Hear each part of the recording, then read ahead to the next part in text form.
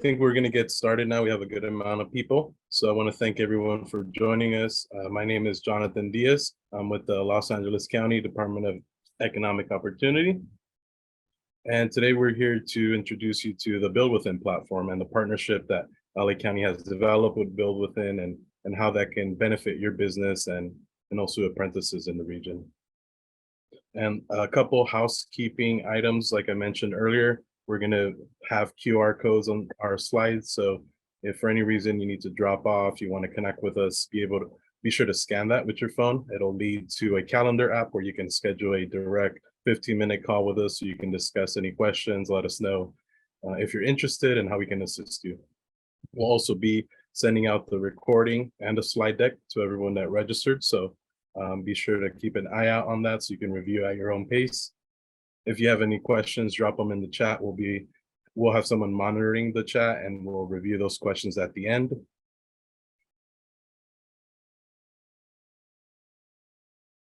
And so we'll go ahead and jump in. So good afternoon, everyone. Again, my name is Jonathan Diaz. I'm an industry strategies manager here at the Los Angeles County Department of Economic Opportunity.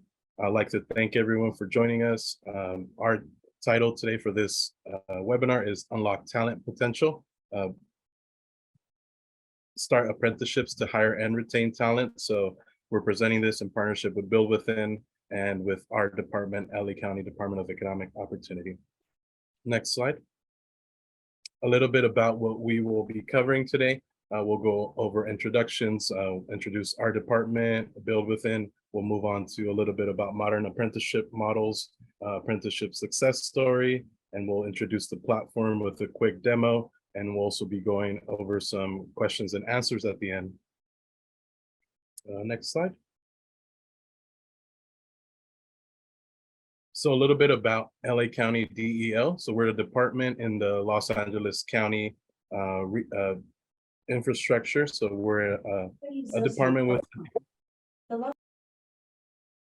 sorry.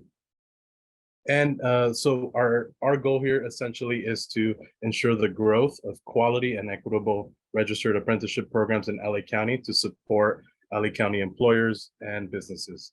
So by providing employers and businesses in our region access to the tools and technical assistance needed to start, grow, and scale apprenticeships, we aim to create opportunities for our LA County residents to thrive in family-sustaining career pathways via the proven apprenticeship model. And through our partnership with BuildWithin, LA County DEO aims to advance economic growth, sustainability, resiliency, and equity in LA County's high-growth industry sectors. So whether you're a startup, a small business, large business, or just thinking about how to start your business from scratch, we're here to help you work through that, introduce you to the apprenticeship model, let you know the benefits, and let you know how that can help improve your talent pool and help you retain and grow your talent. And our partnership with BuildWithin is funded through the American Rescue Plan Act. So we receive funding to help communities build back better, and in investing in high-road training partnerships and in apprenticeships, we help to spur economic development in the region and help people attain, dream careers. And on behalf of DEO, we thank you again for joining us. We encourage you to reach out, schedule a direct meeting with us, a follow-up, follow us on social media, and connect with us so we can explain more and see how you can benefit from this program. And with that, I'll pass it on to Marilyn. Thanks, John. This is Marilyn Stebber. It's good to meet everybody today. I'm an executive director with BuildWithin, and I'm responsible for the Southern California and Los Angeles hub. So who is BuildWithin? You may not have ever heard of us. We're a young company. We're about a 3-year-old company. We are a software provider.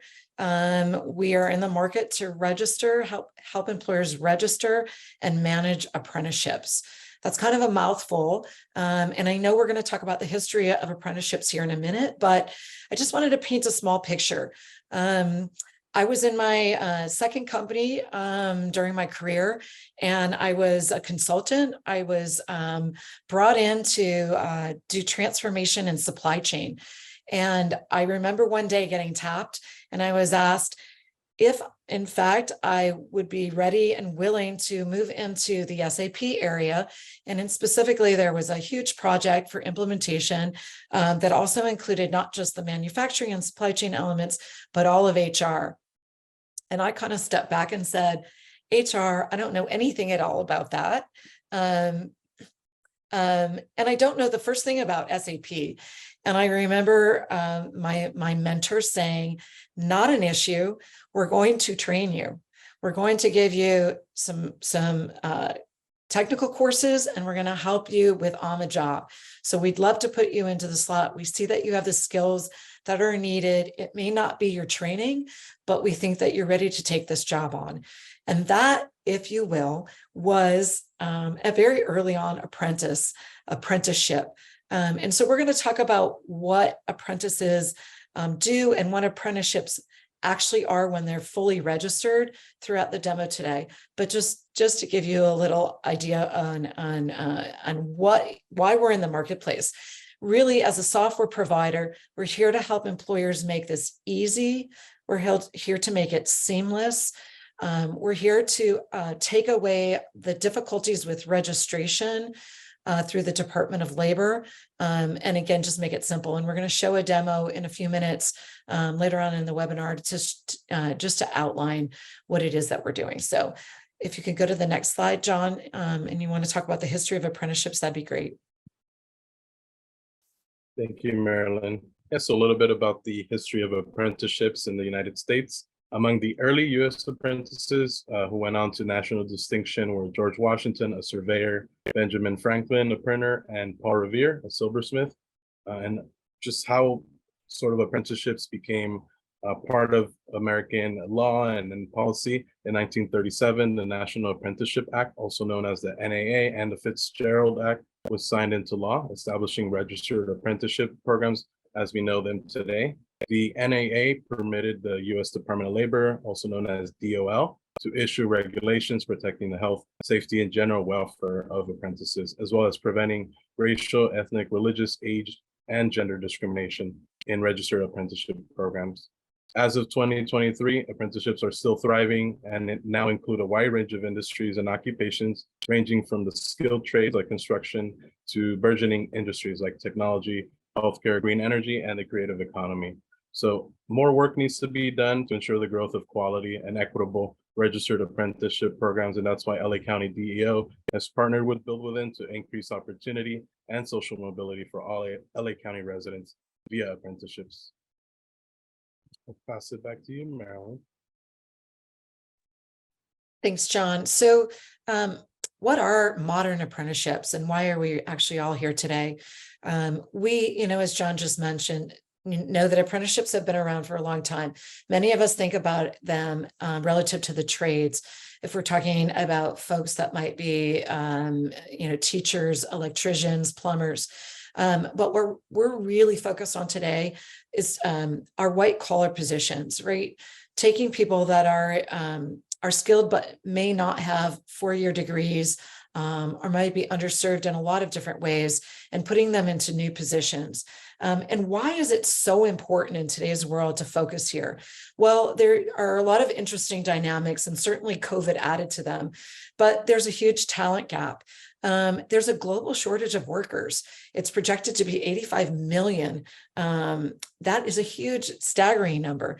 There are a lot of people from COVID that went out of the marketplace and we're seeing are not coming back in.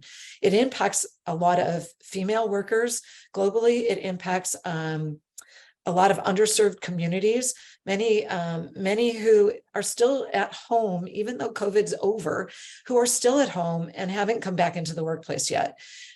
We also know that there's a mismatch in who we're looking for. So 75% of our requisitions ask for a four-year college degree and only 40% of the population have that. So again, it's very, very hard to find talent today. Job requisitions are staying open for 5, 6, 7 months. There is a big skills mismatch. And with the advent of technology, we all know, the changes with ChatGPT and AI that, we've all experienced over the last several months. that causes 20% of the jobs in our businesses to be new every single year. So we're constantly in a mode of change where new skills are being developed every single day. And so that with the lower number of workers in the workplace is causing this big gap. And that's why apprenticeships are so important today. So if we can go to the next slide. What are they, right? You heard me talk a little bit about a story and when I got tapped, and it was an informal ask from my employer to move into a different role. And sometimes it can be an incumbent worker that we're asking to take on a brand new role inside of a company. In many cases, it's a brand new hire. We're bringing in a person to specifically be slotted into an apprentice role. And we're going to show those roles here in a few minutes. But what we're doing is really looking at people from a skills perspective, not your resume, not what you've done in the past, but who are you as an individual and what skills do you possess? Are you a great communicator? Are you astute at running a piece of machinery, or are you more versed in talking to people, making phone calls? Are you an extrovert, an introvert? So we're really looking at a person's entire profile and all of their skills. An apprenticeship, a formal apprenticeship, one that's registered, also has two main components. So the components are a portion of technical training. And as you heard me mention earlier, that would be the SAP training in some respects, but it's online training that an individual is going to take. An apprenticeship is at minimum has 144 hours of technical training per year. It could have more than that, but on average, that's the minimum number of hours. And then there are a number of tasks that the person's going to do on the job. So companies can train upfront, or it can be asynchronous, where you're asking an individual to take a course or a portion of a course and then apply it to create a deliverable. It may be a spreadsheet. It may be an outreach presentation if you're a customer success manager. It could be it could be to go answer a number of requests that came through the help desk if you happen to be an apprentice that's working in a technical position. Apprenticeships are also federally registered.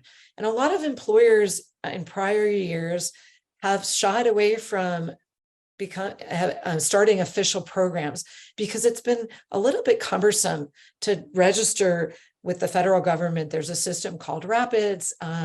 It's not quite as easy or intuitive as some of the modern systems that we have today. So BuildWithin specifically has built integration so that companies working with us no longer have to go through that process of registration. By virtue of working with us, you are already federally registered.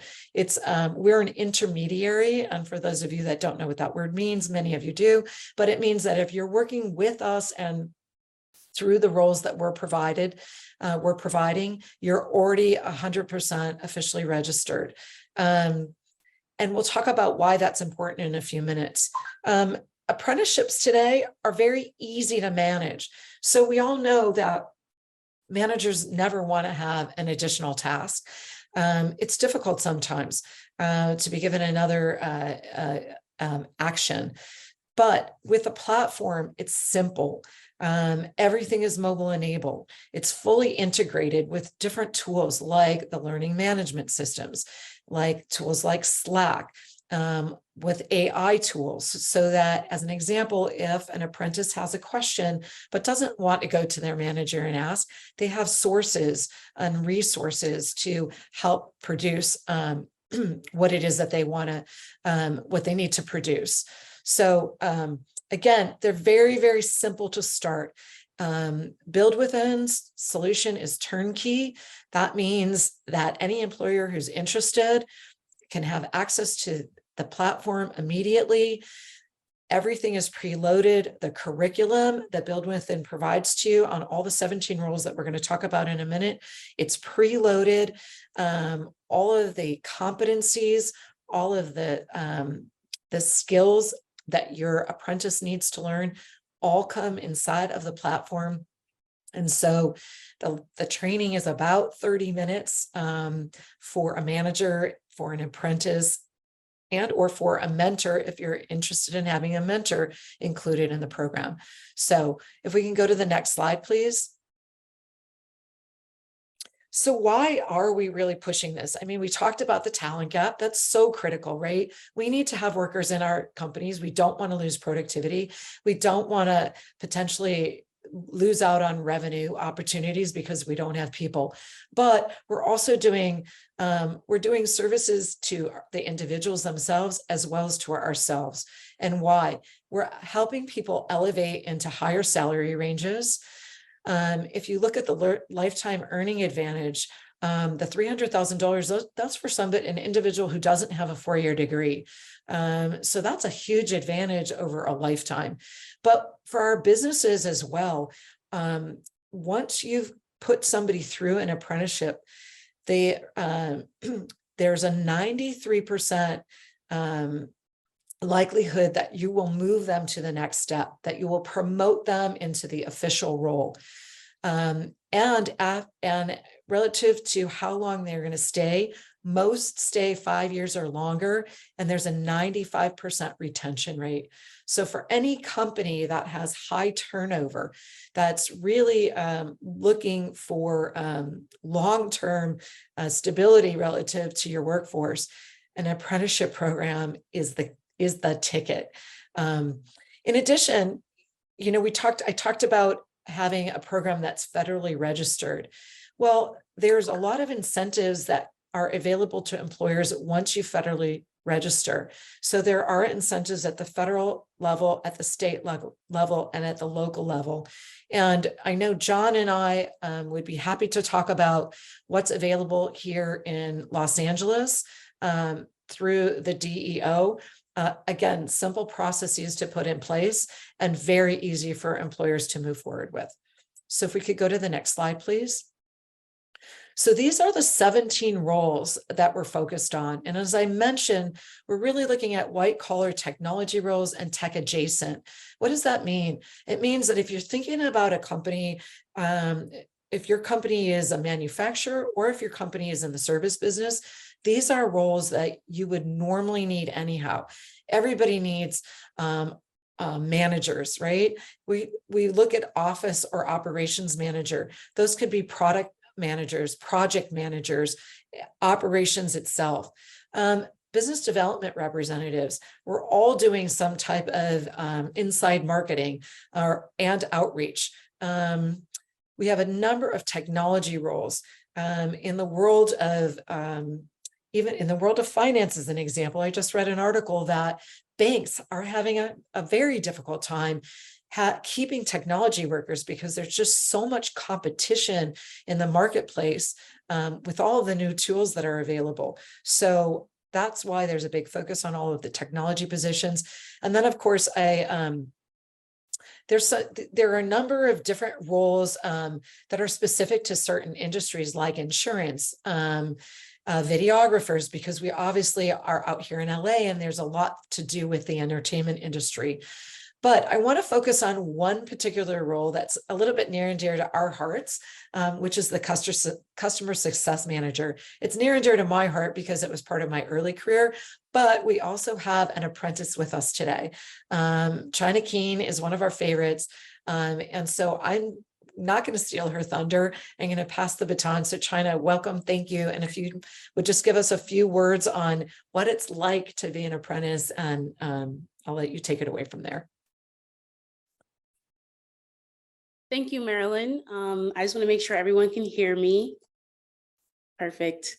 I also want to thank the LA County Department of Employment Economic Opportunity for having me speak today. I really love any chance I get to be able to tell my story because I think it's very imperative.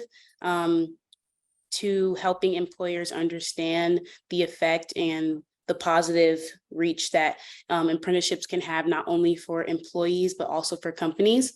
So like Marilyn said, my name is China Keene. I am a Ward 4 Washington, D.C. resident by way of New Jersey. I grew up in a small town of New Jersey called East Orange. I went to Cicely Tyson's high school, middle and high school, community school of performing arts, performing and fine arts. So I come from a theater background.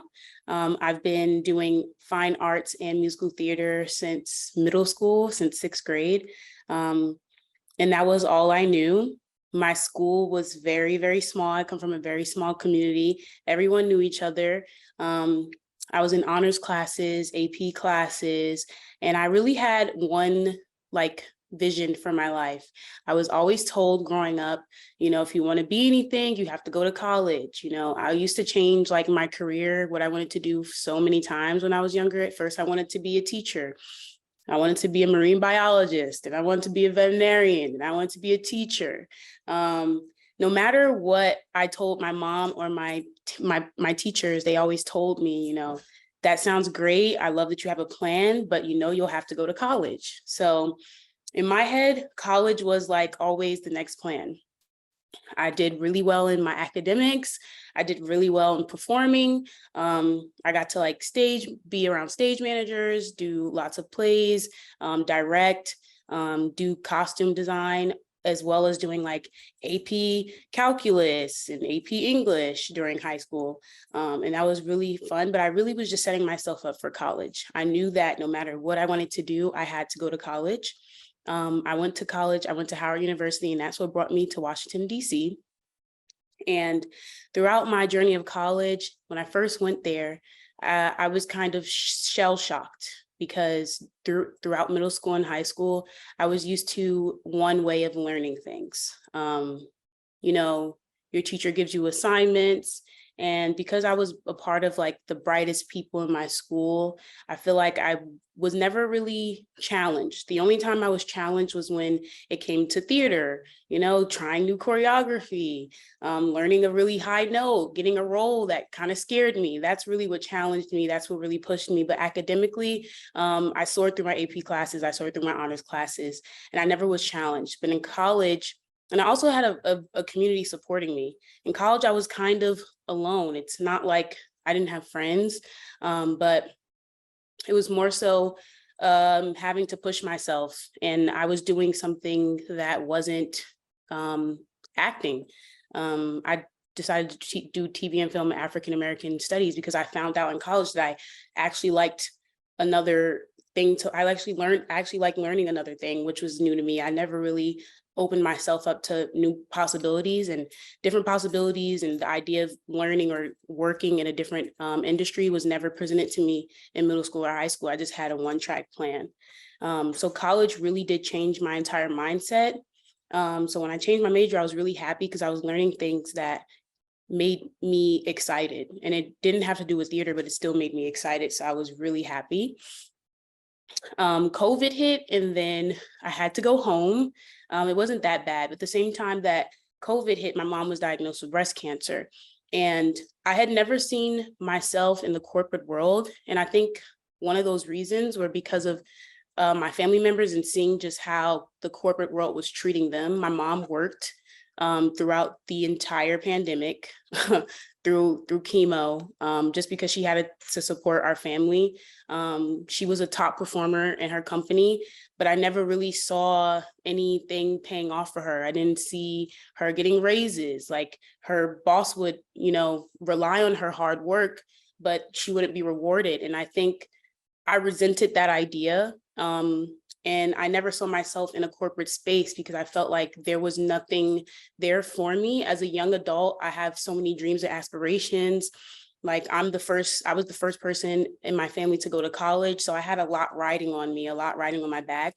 And my mom had to support us throughout the pandemic. And financially, I just could not go back to school. I literally had one semester left, but I could not go back to school. And I felt like it would be selfish of me to try and take finances out of the house and just put it towards myself. So I had to drop out of college, and that kind of wrecked me because, like I said, my teachers and my parents are always told me if I wanted to be anything, I would have to go to college. So the idea of not being able to finish college never crossed my mind. And it kind of left me in a state where I felt like there was nothing I could do. I knew that any job that I wanted, no matter how much drive I have so much drive. I know how to pivot. I know how to lead. I learned all these things in middle school just from being in theater and being a part of organizations. All these skills that I know that I could bring to an organization or a company, I just knew that they would never give me the opportunity because I don't have a college degree. So what can I do? So I started serving because I needed to make money. I needed to bring in some finances into the situation. And I was like, you know what? The restaurant industry will not turn me astray. They will not turn me around. They will not be like, no, they're going to take me. And even in the restaurant, I learned how to pivot and how to, basically perform under high pressure situations. I mean, there was nothing new to me because of theater. Theater is like HELL. It's like it's pressure every day, performing under pressure, nonstop. So I was really used to that environment. So working in a restaurant was a breeze to me. I actually performed very well there. And it was really exhilarating until, my feet started hurting and my back started hurting. And I started thinking about the people I was working with. Some people working in the restaurant industry for 30 plus years, and they still haven't gotten a manager position. And upward growth really, the opportunity of not having upward growth in a company or just at any job opportunity really deterred me from wanting to stay in those spaces, because I just know that I have so much potential and I have so much to offer, and not having the opportunity to excel or to be rewarded for my hard work, because I'm naturally a hard worker. It just made me feel like working is just so hard as a young person. It just made me feel like there was nothing I could do. I was just going to be stuck in this will race. So I was like, I have to do something. I literally have to do something. I cannot keep working at a restaurant. I need to get money and get it fast so I can go to school and get a degree so I can get at least some type of job that'll pay me well and I can get benefits. So I was looking for an apprenticeship, but I, being the creative person I am, and me not wanting to be in the corporate world or not seeing a place for me there, I was looking for a tattoo apprenticeship because, like I said, I've been in fine arts and performing arts all my life. And I love drawing and I love the creative, my creative skills. And I wanted something that I could be able to, provide for myself, because I didn't see an upward ladder in the corporate world. I was looking for a tattoo apprenticeship, and I found the Department of Employment Services here in DC. And I found out, at the time, I didn't really know what an apprenticeship was. It wasn't an unknown idea to me, but I just didn't think it was as vast, or at the time, I didn't think that apprenticeships were anything but tattoo apprenticeships. And then the department I met Randall Shannon. He's a person he's an employer at Department of Employment Services. And he told me that, we have construction and trade apprenticeships for you. And me being me, I'm like, no, absolutely not. I do not want to do that. I am not interested in construction. I am not interested in getting dirty. I'm not interested in being muddy and putting on boots. If that's what you guys are doing, then that is not for me. But I pleaded with him. I was just like, you know what, listen, I can do anything. Because he asked me, what are you good at? I was like, I can do anything. If you find me an apprenticeship that has nothing to do with construction or trade, I will happily and gratefully take it. It doesn't matter. I am a queen pivoter. I can pivot, but just not there. So then I got connected with BuildWithin. And then I found out about the idea of tech apprenticeships. And that really changed my whole outlook of apprenticeships, because the idea of giving someone, matching someone who has skills that are transferable into a job, training them, and giving them the opportunity to really see what the job is about. In high school, I wanted to be so many things, but I never had the opportunity to get real hands-on experience of what this job actually consists of. I think that's very important, especially to grow and nurture the job force. There's so many people who want to do different roles or want to be something, but they've never really seen it hands-on. There's so many trades and job titles that don't even offer internships in college. So you won't even be able to touch or really understand those job responsibilities until it's time to get into that job. And that's why I feel like a lot of people do leave their jobs as well, because there's really no, like, there's nothing as good as apprenticeships out there. I went through BuildWithin's pre-tech accelerator training program, where we just learned all basic skills of tech. I got my ITF plus certification. I got office operations certification, got certified in Jira and Intercom. And I started learning about so many technologies that I didn't know existed because I just wasn't in the tech realm. And I realized that a lot of skills that I had would work for different jobs. And I think even that alone really opened my eyes to just realizing, like, wow, I have these skills naturally. And I would actually, turns out I actually would be great in an office job. I would be great in a manager position. And I never thought that, because I never had the opportunity to really just, take a quiz or take assessments. And that just tell me, like, hey, based off of this and based off of your competencies in these areas, you would be great in this, in these jobs. And I think even seeing the results opened my mind and opened my eyes to the opportunity and the possibility of me being in those roles, which I think was really important for me and my self-view, because at the time I never thought that I would be good for the corporate world. So after the training program, I literally went to every class. I was determined. I guess it's the theater kid in me. Like, I was like, I'm going to take every class. I'm going to learn as much as I can, because I just I didn't want to be in a situation that my mom was in, but I also didn't want to be in a situation where I couldn't get my mom out of the situation that she was in. So I did everything. And luckily I got a position as the customer success apprentice at BuildWithin. And that has really opened my eyes. And I'm just really grateful to be in this position, because even though I'm young, I didn't finish college, I don't have a college degree, I add real life value to the company every day. And I get to help other people that were in similar positions as me or worse. And I get to really stretch my muscles, which is really important. I wouldn't have learned this just by reading a book. You cannot learn customer success by reading a magazine or going to a webinar or learning, like watching LinkedIn learning videos. You have to just do it every day. Like, you have to just take it day by day. You mess up, you make mistakes. I've learned so many things just about like business in general. Learning that I was afraid to lead people in a corporate space because I didn't think it was like, it's so different from theater. Learning how to stick up for myself, learning how to do executive business reviews, just getting the opportunity to really try something, just try it with all my heart and all my might and mess up, but just have a manager there that's going to help me, who's really training me for this role and molding me. It's great. I feel like I fit well into the company's culture. And I'm really excited to see more people adopt to the idea of apprenticeships. It's not only great for the company, but you meet so many great people. There's so much talent out there. I've met so many young people just by being in this position. There's so much talent out there, and everyone just needs the opportunity and the chance. Thank you. I hope. Thank you, China. That was amazing. I appreciate it. And so just to reiterate some of the things that she said and what we heard, we talked about a lot about her skills, right? The fact that she's able to pivot quickly, that she's able to work under high pressure, that she loves to present. We just watched that today. She's great at speaking. She's creative. She's an extrovert. All of those skills are transferable, and they fit perfectly into a role of customer success manager.